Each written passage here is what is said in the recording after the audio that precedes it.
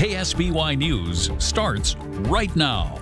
Good evening and thanks for joining us for the news at 5. I'm Claudia Bucio. This just into our newsroom. The driver involved in a crash that killed a couple in San Luis Obispo has been arrested. Lo que empezó como un asalto terminó con un sujeto atrincherado dentro de esta sucursal de Subway. Local airports are preparing for the influx of travelers expected this holiday weekend. Here is a time lapse of our radar showing those spotty green areas, mostly in Northern California.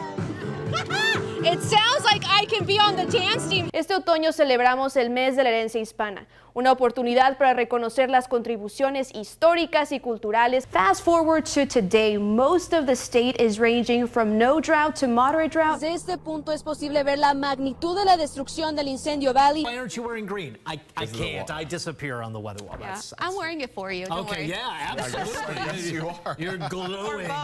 City leaders have been working on their economic development strategy for years, but several projects were put on hold during the pandemic. ¿Qué mensaje tienes para ellos? A lot of our viewers are immigrants. They might be able to relate to you for the first time seeing someone of color in office. Este rinconcito del amor no se da abasto. El registro civil nos cuenta que unas 25 parejas se casan diariamente. With rain in the forecast, residents are not only worried about trash and debris at Moore Creek, but more so the big concern is this pile of sediment. This is all thanks to Mujeres Acción, a local group that wants to keep these traditions alive. And joining me now is Emmeline. She is one of those volunteers. She looks beautiful, by the way.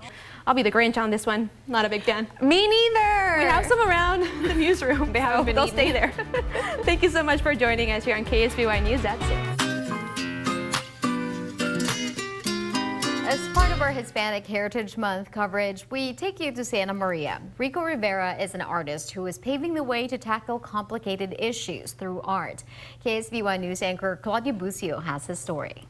Drawing on his own story as a migrant and transgender artist, he is creating an inclusive space one brushstroke at a time.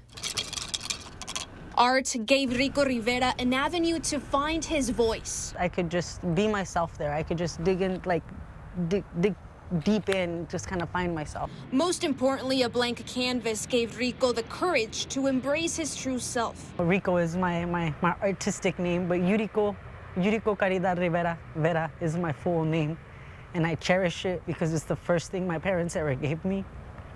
It's the person that brought me who I am today. 3 years ago, Rico began his transition, breaking many barriers along the way. First generation in the United States, from a really strong Mexican household, going against the grain in every aspect, coming out, queer when I was, in high school, and then, coming out again as trans. A self-portrait now rings differently. I found this again, and I saw it in completely different light because instead of seeing myself falling apart, I saw myself building myself back up. Rico keeps his roots close to his heart. I miss Mexico, but because I grew up here, this is home. Through his tattoo work and his paintings, often shining a light on Mexican icons such as movie stars Pedro Infante and La India Maria.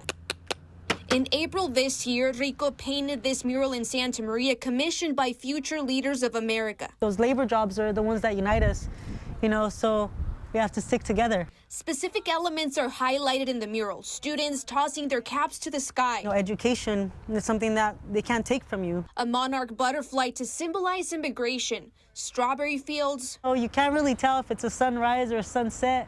And that's exactly how it is for our people. They're out there from the sunrise to the sunset. And a shout out to DACA recipients or dreamers. I want to really make that inner child proud and really say, this is what you wanted to do and you have to work hard. His message to the community, know that you are not alone.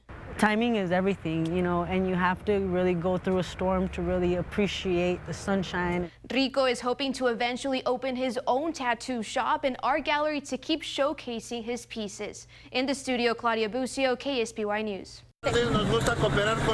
Con bastón en mano y una caja de botanas, don Jorge hace su vendimia por las calles del centro de Tijuana. Muy pocos se detienen a escuchar su historia. Que en mi ciudad de Tijuana, desafortunadamente, falta mucha cultura del apoyo la sensibilización y la inclusión hacia las personas con discapacidad. Don Jorge creó Viso, una organización de apoyo emocional y educativo para invidentes, ya que vive en carne propia la pérdida de la vista. El señor Cantú se sometió a una cirugía de cataratas que le cambió la vida. Después de la cirugía, poco a poco se me fue apagando la luz hasta que el 8 de agosto del 2010 quedó completamente en tinieblas. Tuvo que abandonar su carrera en construcción y encontrarle un nuevo sentido a su existencia. Ya puedo escribir en la computadora con todos los dedos de la mano, ya puedo escribir una carta, mandar correos electrónicos. De la A a la Z. Pero su labor no solo es en Tijuana. En San Diego, Cantú también da talleres gratuitos de braille, de cocina y de joyas de fantasía.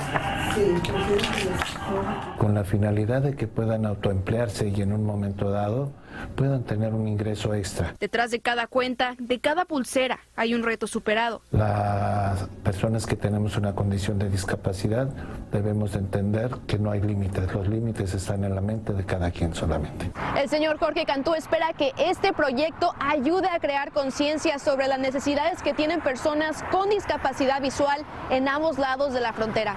Es el reporte desde San Diego, Claudia Bucio, Univisión.